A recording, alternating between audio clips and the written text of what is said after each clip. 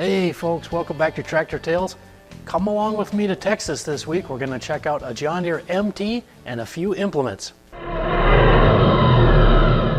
We have a 51 MT John Deere that was given to me by his uncle because I helped him with his, he got too old to drive, so I took him to get his groceries and pay his bills and this, that, and the other. And he asked Alan, he says, I need to do something for her.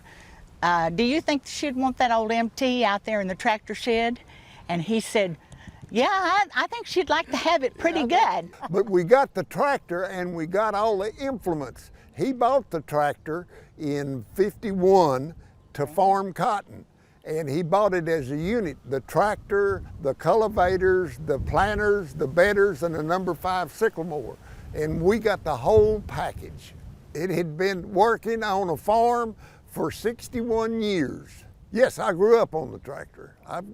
I've got scars on my butt to prove it. It had a spring seat, and the top of the seat wore out, and you were sitting on the springs, and those springs would poke you every once in a while. This was a mowing tractor.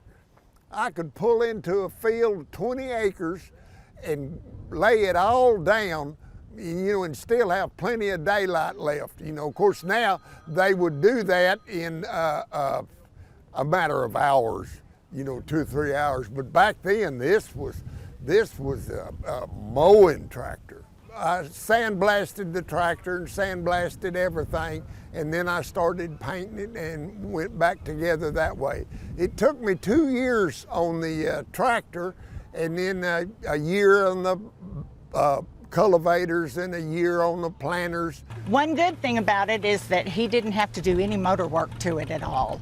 All he did was adjust the valves. But the main thing was the number 5 sickle mower. That turned into parts. It took a long time on that sickle mower. Goes to tractor shows, and that's all. She's retired like me. I like her because she's in the family, and she's going to stay in the family. She's going to nieces and nephews after this. Thanks, Greg. Well, from where interest rates are heading to even why inflation has been so hard for the Federal Reserve to control. It's a one-on-one with the president of the Chicago Fed next. You're watching U.S. Farm Report.